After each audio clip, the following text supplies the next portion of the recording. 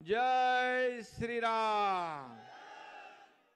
समोर जय श्रीराम दिसतो बघा. अच्छा बसा इथे चालेल आता परत ते इकडे नको राहू दे चालेल.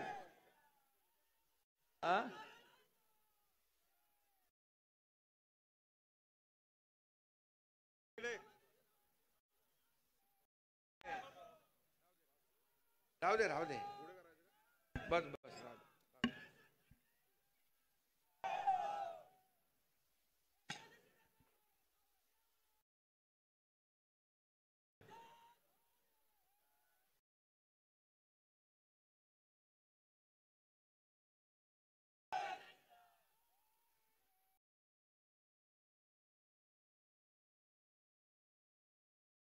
अरे म्हणून बाबा इकडे पहिला आलो आणि इथं आता आलो, रामाचं दर्शन घेणार आणि मग नंतर अयोध्येला जाणार.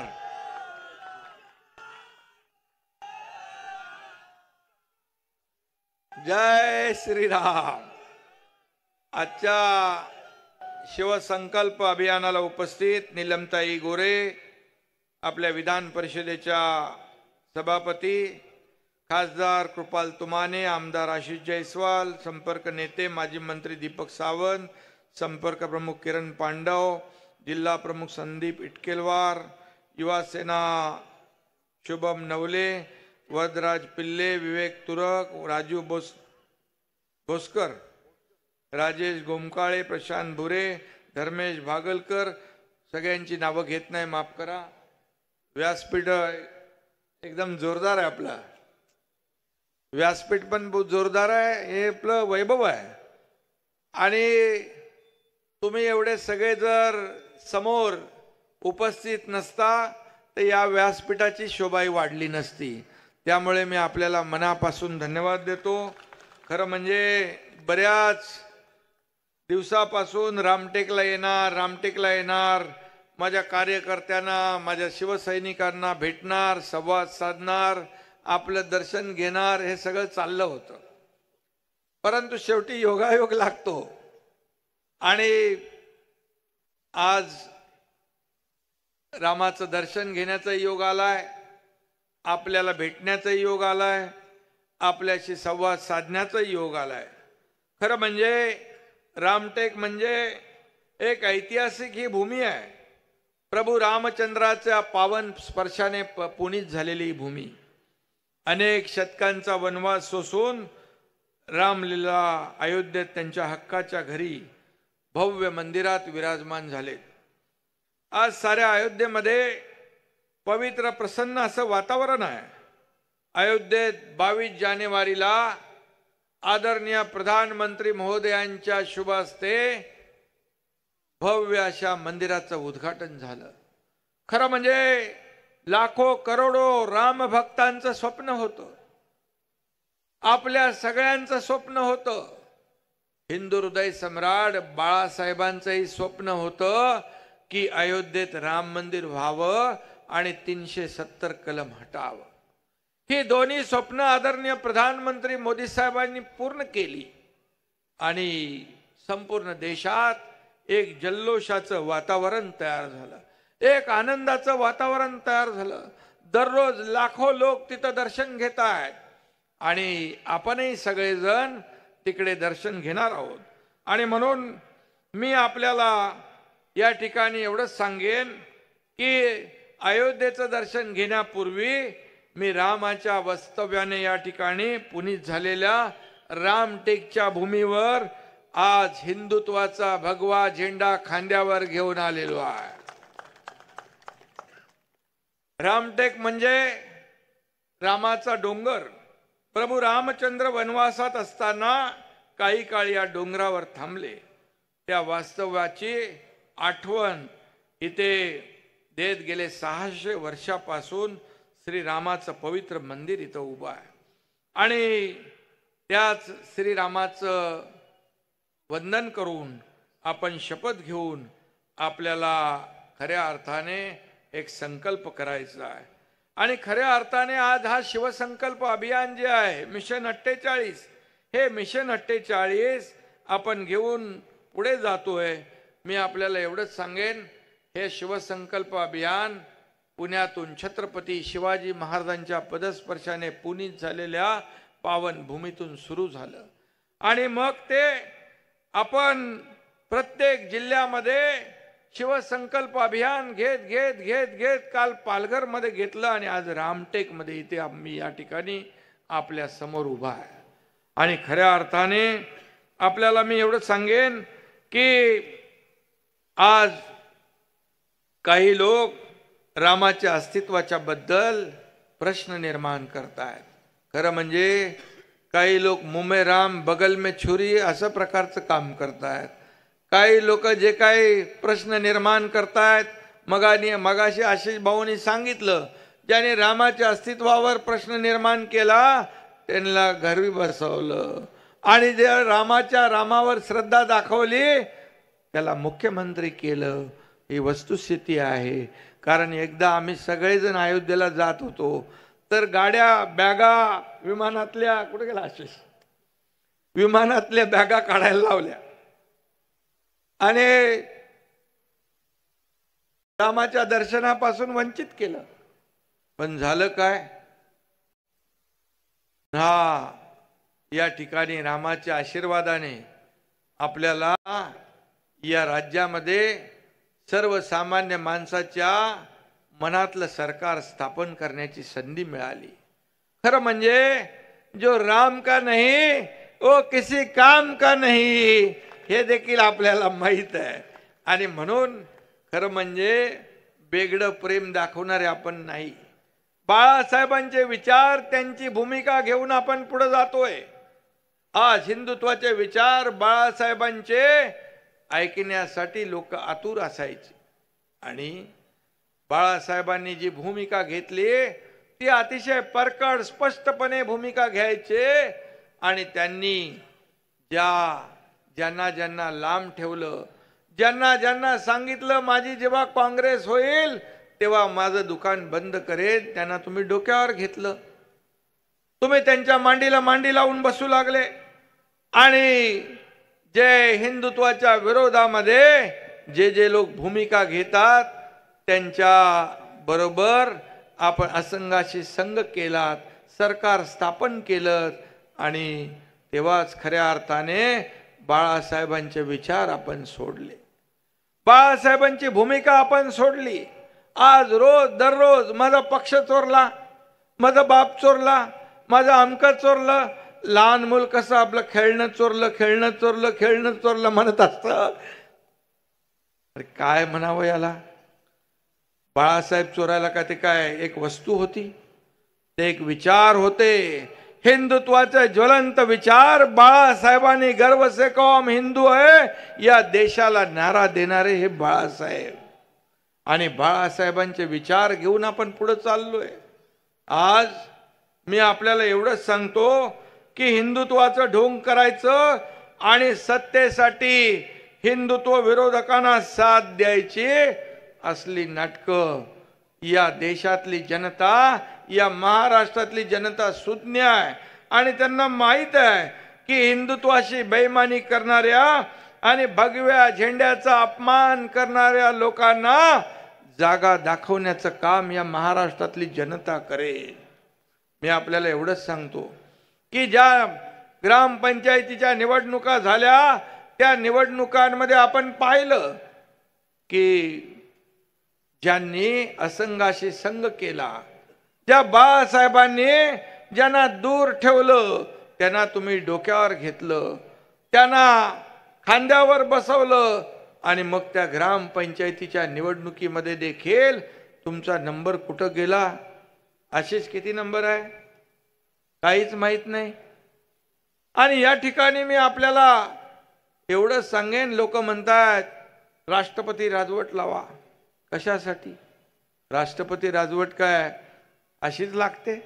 आज या राज्यामध्ये 210 आमदारांचं बहुमत आपल्या सरकारच्या पाठीशी आहे, तुमच्या या सरकारच्या पाठीशी आहे. आणि राष्ट्रपतीला राजवट लावा, कधी निवडणुका घ्या, कधी हे करा ते करा, अशा प्रकारचं जे जे काही थैथयाट चालू आहे तो आपण पाहतोय. आणि म्हणून कुठल्याही घटनेला, कुठली गुन्हेगारी घटना घडली त्याला कधी सरकार पाठीशी घालणार नाही. गुन्हेगाराला पाठीशी घालणार आहे सरकार आपलं नाही. तुमच्या काळामध्ये तर हनुमान चालीसा ज्यांनी म्हटलं त्याला तर जेलमध्ये टाकून दिलं, त्याच्यावर देशद्रोहाचा गुन्हा दाखल केला. आज कितीतरी असे प्रकार झाले की त्यावेळच्या सरकारला काय म्हणायचं, गृहमंत्री जेलमध्ये गेले तेव्हा राष्ट्रपती राजवट लावायची आठवण आपल्याला आली नाही. आज केंद्रीय मंत्री नारायण राणे यांनी काहीतरी म्हटल्यानंतर ताबडतोब त्यांना जेलमध्ये घातलं, जेवणावरून उठवण्याचं काम केलं. तुमच्या या पत्रकारांनी विरोधामध्ये बोलल्यानंतर त्यांना जेलमध्ये घातलं. त्या राणा कंगनावतचं घर तोडण्याचं काम केलं तेव्हा राष्ट्रपती राजवट लावावी वाटली नाही. अशा किती किती घटना झाल्या. परंतु आपल्याला मी एवढंच सांगेन की आज ज्यांनी आपल्या मित्र पक्षाशी बेईमानी केली, या महाराष्ट्रातल्या जनतेने शिवसेना भाजपा युती म्हणून आपल्याला निवडून दिलं होतं. सरकार शिवसेना भाजपा युतीचं येईल अशा प्रकारची सगळ्यांची अपेक्षा होती. पण दुर्दैवाने आपण काय केलं आणि खरी बेईमानी, खरा विश्वासघात त्या 2019ला आपण केला. आणि आम्ही शिवसेना वाचवण्याचं, धनुष्यबाण वाचवण्याचं काम केलं. आणि म्हणून आज जनता जिकडे आपण जातोय तिकडे जनता साथ देते आहे. जर मला सांगा आपण कुठलंही चुकीचं पाऊल उचललं असतं, या महाराष्ट्रातल्या सर्वसामान्य लोकांनी आपल्याला साथ दिली असती का? आज या ठिकाणी आशिष तर माझ्या सोबतच होता आणि आज या व्यासपीठावरचे लोक, या हजारोंच्या संख्येने तुम्ही सगळेजण इथं, जर मी चुकीचं पाऊल उचललं असतं तर माझ्या या सभेला, या कार्यकर्ता शिवसंकल्प अभियानाला आला असता आपण. मी आपल्याला मनापासून धन्यवाद देतो की या एकनाथ शिंदे हा सर्वसामान्य तुमच्यातला कार्यकर्ता, एक शेतकऱ्याचा मुलगा आज मुख्यमंत्री झाल्याचा तुम्हालाही आनंद झाला आणि म्हणून तुम्ही विश्वास माझ्यावर दाखवला, त्याबद्दल मी आपला मनापासून आभारी आहे. खऱ्या अर्थाने एक शेतकऱ्याचा मुलगा मुख्यमंत्री झाला हे पटलं नाही का? आपल्या जागीरदारांचं सगळं म्हणजे त्यांनाच मुख्यमंत्री व्हायचा अधिकार आहे. मी आपल्याला एवढंच सांगतो, बाळासाहेबांची सभा देखील मी असा आपल्या समोर बसून ऐकायचो, अभिमानाने ऐकायचो एक कार्यकर्ता म्हणून. मी आपल्याला एवढंच सांगतो, उद्या जर तुमच्यातलाच एक कार्यकर्ता इथं येऊन जर मुख्यमंत्री म्हणून भाषण करू लागला तर सगळ्यात जास्त अभिमान आणि आनंद मला वाटेल. कारण मी कालही कार्यकर्ता म्हणून काम केलंय, आजही कार्यकर्ता म्हणून मी काम करतोय आणि उद्याही मी कार्यकर्ता म्हणूनच काम करणार आहे. कारण कार्यकर्त्याच्या वेदना आणि भावना मला माहित आहेत, कार्यकर्त्याच्या अडचणी मला माहित आहेत. तुम्ही एकीकडे सांगायचं शिवसैनिकाला मुख्यमंत्री करतो, शिवसैनिकाला पालखीत बसवतो आणि स्वतः टुनकन उडी मारून बसायचं. अरे सांगायचं तरी आम्हाला, आम्हीच तुम्हाला बसवलं असतं. हे छळ कपट करायची काय आवश्यकता होती? परंतु बाळासाहेबांच्या विचारांची बेईमानी, बाळासाहेबांच्या भूमिकेशी बेईमानी, कधी तडजोड हा एकनाथ शिंदे मरेपर्यंत करणार नाही, हा शब्द माझा आहे. खऱ्या अर्थाने आपण जर पाहिलं तर बाळासाहेबांचं 80% समाजकारण, 20% राजकारण हे आपण पाहतोय. खरं म्हणजे आज जे बोंबा मारतायत, जे हे चोरलं ते चोरलं, जेव्हा शिवसेना मोठी झाली, बाळासाहेबांना सगळ्यांनी साथ दिली, कार्यकर्त्यांनी साथ दिली, पदाधिकाऱ्यांनी साथ दिली, शिवसैनिकांनी साथ दिली, जीवाचं रान केलं, रक्ताचं पाणी केलं, घरादारावर तुळशी पत्र ठेवलं आणि म्हणून ही शिवसेना मोठी झाली. आणि म्हणून आज शिवसेनेची भूमिका, बाळासाहेबांची भूमिका घेऊन आम्ही पुढे जातोय. आणि खरं म्हणजे आज पाऊस परत येतोय का काय रे? आणि म्हणून आज आपण एक शिवसंकल्प करायचा आहे, एक निर्धार करायचा आहे की या ठिकाणी आपला शिवसंकल्प आहे की शिवसेना मजबूत करायची, संघटना मजबूत करायची, बाळासाहेबांचं तत्व आणि विचार जीवापाड जपायचं. काय काळजी करू नका, एवढ्या पावसाने आपण घाबरणारे डरणारे कार्यकर्ते नाही आहोत. आणि म्हणून माझ्या माता भगिनी इकडे आहेत. खरं म्हणजे या राज्यातल्या सर्वसामान्य माणूस, शेतकरी, कष्टकरी, कामगार, माता भगिनी, माझा तरुण, याला न्याय देण्याचं काम आपल्याला करायचं आहे. आपला शिवसंकल्प हिंदुत्वाची शान राखण्याचा आहे. शिवसंकल्प आहे राज्याच्या प्रगतीचा आणि समृद्धीचा. त्याचबरोबर आपला शिवसंकल्प आहे माननीय नरेंद्र मोदीजी यांना पुन्हा पंतप्रधान करण्याचा. कारण आणि आपला शिवसंकल्प आहे विरोधकांना चारी मुंड्या चित करण्याचा. कारण या देशाला आदरणीय प्रधानमंत्री मोदीजीने एका उंचीवर नेऊन ठेवलंय. काही लोक म्हणतात की आमची इंडिया आघाडी. अरे इंडिया आघाडीमध्ये आता राहिलंय काय? एक मोदीजींच्या समोर एवढे सगळे एकत्र आले होते, परंतु एक पंतप्रधान पदाचा उमेदवार ते ठरवू शकले नाहीत. 10 तोंडी रावणाचं लंका या ठिकाणी आपण गोळा केली, परंतु एक एक त्याच्यातून बाहेर गेले. आता मला वाटतं ही आघाडी, ही इंडिया आघाडी ही बिघाडी झालेली आहे. आणि यामध्ये आपल्याला एकच सांगेन की या देशाला आदरणीय प्रधानमंत्री महोदय नरेंद्र मोदीजींशिवाय पर्याय नाही. त्यांनी म्हटलंय अब की बार 400 पार, तर महाराष्ट्रामध्ये अब की बार 45 पार. हे आपल्याला भूमिका घ्यायची आहे. आणि म्हणून पाऊस वर्षा होतोय, पण मी एवढंच सांगेन की हा पाऊस देखील आपल्या सभेला आशीर्वाद द्यायला आलाय. मगाशी येऊन गेला काय? स्वागत करायला आलाय. आणि म्हणून मी आपल्या सरकारने केलेलं काम आपल्या समोर आहे. गेले 50-60 वर्षात या देशात काँग्रेस सरकारने केलेले घोटाळे आपल्या समोर आहेत. गेल्या 10 वर्षात या देशामध्ये प्रगती आणि विकासाचं काम नरेंद्र मोदीजींनी केलेलं आपल्या समोर आहे. मागच्या वेळेस घोटाळे, एवढे घोटाळे झाले. आता चारा घोटाळा, 2G घोटाळा, किती घोटाळे झाले, परंतु 10 वर्षात मोदीजींना एकही डाग लावण्याची हिम्मत कोणी केली नाही. अशा प्रकारचा कारभार मोदीजींनी केला. आणि म्हणून आज आपण केलेलं जे काम आहे, हे काम आपल्याला लोकांपर्यंत पोहोचवायचं आहे. यामध्ये कट, कमिशन आणि करप्शन यात बुडालेल्या काँग्रेसला धडा शिकवायचा आहे. आणि म्हणून आज आपल्याला विकासाची गंगा या महाराष्ट्रामध्ये आपल्याला आणायची आहे.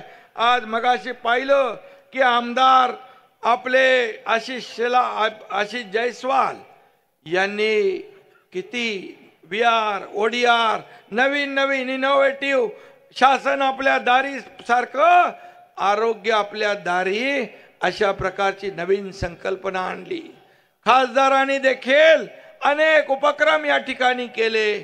आणि म्हणून हा काँग्रेसचा बालेकिल्ला होता, हा बालेकिल्ला उद्ध्वस्त करून या ठिकाणी शिवसेनेचा भगवा झेंडा डौलाने फडकवला. यासाठी मी आमदार आणि खासदार दोघांचे मनापासून अभिनंदन करतो. आणि त्यांना निवडून देणाऱ्या तुम्ही सर्व कार्यकर्त्यांचं देखील मनापासून मी अभिनंदन करतो. मनापासून आपल्याला शुभेच्छा देतो. कारण आता लवकरच आचारसंहिता लागेल आणि आचारसंहिता लागल्यानंतर आपण सगळ्यांनी मिळून या ठिकाणी पुन्हा एकदा महायुतीचा भगवा झेंडा या रामटेकवर फडकवायचा आहे, एवढंच आपल्याला मी सांगतो। आणि आपण जे आपल्या सरकारने केलेलं काम जे आहे हे लोकांपर्यंत पोहोचवण्याचं काम आपण करा। रोज उठसूट आरोप करतात त्यांच्यावर आपण लक्ष देण्याची आवश्यकता नाही, कारण त्यांच्याकडे आता काम राहिलेलं नाही। त्यांच्या पायाखालची वाळू सरकलेली आहे, त्यांच्या छातीमध्ये धडकी भरलेली आहे। आज मुख्यमंत्री स्वतः रस्त्यावर उतरतोय, आपले मंत्री स्वतः रस्त्यावर उतरतायत, उपमुख्यमंत्री रस्त्यावर उतरतायत, लोकांमध्ये जात आहेत। मला आठवतंय आपलं अधिवेशन होतं त्यावेळेस पाऊस पडला अवकाळी, आणि आपण कुठं गेलो होतो पाहणी करायला, निमखेडा आणि त्या ठिकाणी आपण गेलो, कारण शेवटी शेतकरी बांधावर होता, शेतकरी शेतात होता। हा मुख्यमंत्री घरात बसून काम करणारा नाही, रस्त्यावर उतरून काम करणारा आहे, शेतकऱ्यांशी संवाद साधणारा आहे, माझ्या कार्यकर्त्यांना भेटणारा आहे, त्यांच्याशी बोलणारा आहे, फेसबुक लाईव्ह करणारा मुख्यमंत्री नाही। आणि म्हणून मी आपल्याला एवढंच सांगतो, जे काम करताय, आज राज्यात सर्वांगीण विकास होतोय, जे सरकार काम करतंय त्या सरकारला साथ देणारा या महाराष्ट्रातला मतदार आहे। आणि जे घरी बसतायत त्यांना कायमचं घरी बसवणारा हा मतदार महाराष्ट्रातला आहे, हा मतदार सुज्ञ आहे। तुम्ही किती आरोप केले तरी सुद्धा त्या आरोपाने उत्तर नाही तर एकनाथ शिंदे कामातून उत्तर देईल, एवढं मी या प्रसंगी आपल्याला सांगतो। आणि माझ्यावर देखील रोज उठ सूट आरोप चालू आहे। काय दाढी खेचून आणली असती, ही का हलकी आहे का दाढी एवढी?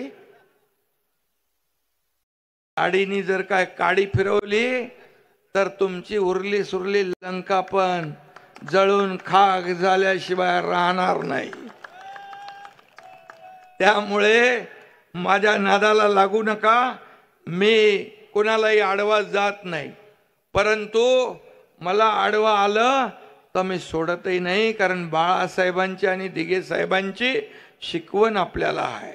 अन्याय विरुद्ध पेटून उठा, जिथे अन्याय दिसेल तिथे सर्वसामान्य माणसाच्या बाजूने उभे राहा। आणि म्हणून मी आपल्याला एवढंच सांगतो, पुन्हा आपण जेव्हा निवडणुकांमध्ये जाहीर सभा जेव्हा होईल तेव्हा नक्की सविस्तर बोलायला मी आपल्याशी येईन, परंतु आपण एवढ्या मोठ्या संख्येने उपस्थित झालात यावरून मला विश्वास आहे की पुन्हा या रामटेकवर भगवा फडकल्याशिवाय राहणार नाही, अशा प्रकारचा विश्वास आपल्या उपस्थितीमुळे या ठिकाणी मला मिळालेला आहे। मी जास्त काही बोलत नाही, पाऊस येईल आणि रामटेक विकास आराखडा जो आहे, रामटेक विकास आराखडा, आशिष तू खूप असा नाविन्यपूर्ण नवीन नवीन योजना, आता VR ODR हॉस्पिटल आपल्या दारी, हे सगळे संकल्पना या आशिषच्या डोक्यातून आल्या। मी त्याला ताबडतोब सांगितलं, शासन आपल्या दारीप्रमाणे आरोग्य आपल्या दारी करू। आपल्याकडे किती 400 का 600 कोटी आहेत, 650 कोटी रुपये मागच्या मुख्यमंत्र्यांच्या काळामध्ये आरोग्यावर खर्च झाले नाहीत। फक्त मुख्यमंत्री सहायता निधीतून 2.5 वर्षात 2.5 कोटी दिले, पण तुमच्या या एकनाथ शिंदेने 1.5 वर्षात 181 कोटी रुपये दिले। मग अशी कोणतरी म्हणालं पेनच ठेवत नव्हते, पण खासदार म्हणले मग पहिले मुख्यमंत्री पेन ठेवत नव्हते का सही करायला लागेल म्हणून, पण माझ्याकडे 2-2 पेन आहेत, शाही फटाफट संपते। मी मुख्यमंत्री सहायता निधीचं पत्र आलं की रस्त्यातही सही करतो, गाडीतही सही करतो, ऑफिसमध्ये सही करतो जिथे मला मुख्यमंत्री सहायता निधी मधला पत्र समोर दिसेल, मी एक क्षणाचाही विलंब लावत नाही।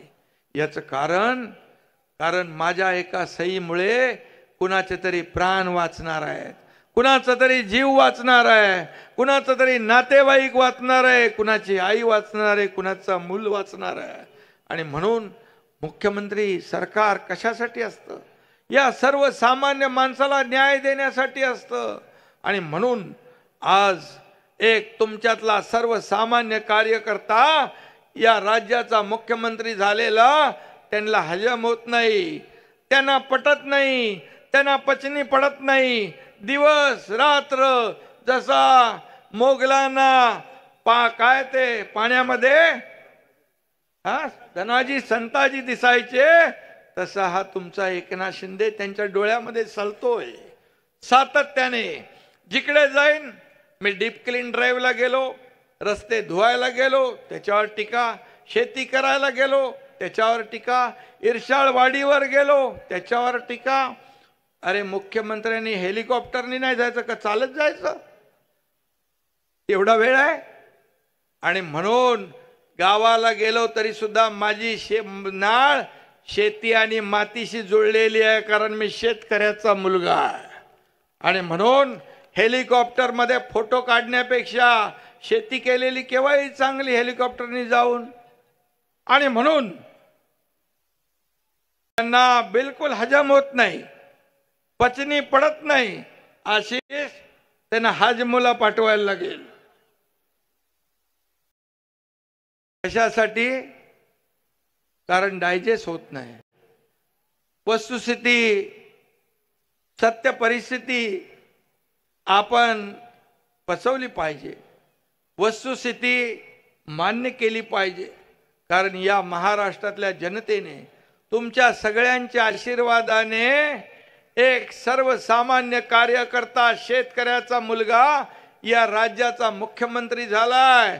आणि म्हणून हा तुमच्यातला आहे, हा आपला माणूस आहे अशी भावना या राज्यामध्ये निर्माण झाली आहे। याची पोटदुखी आहे, ही पोटदुखी देखील दूर करण्यासाठी, त्याचाही उपाय करण्यासाठी बाळासाहेब ठाकरे आपला दवाखाना पण आपण सुरू केला आहे, सगळं व्यवस्था केलेली आहे।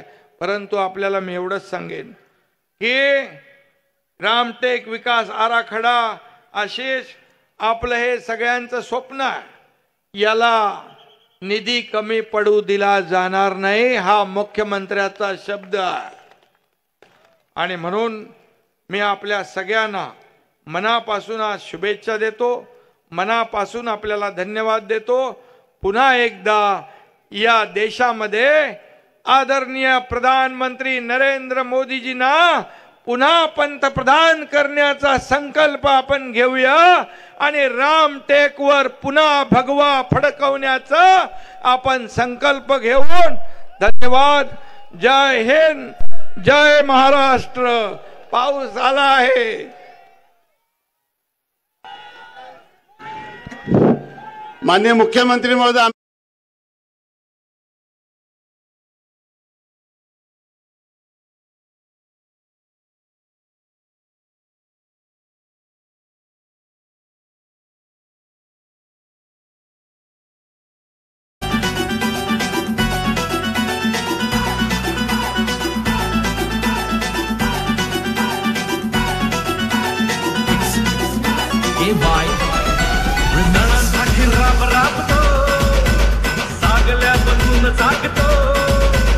संकटाचा पाय रोवूनी एकटा उभा ठाकतो।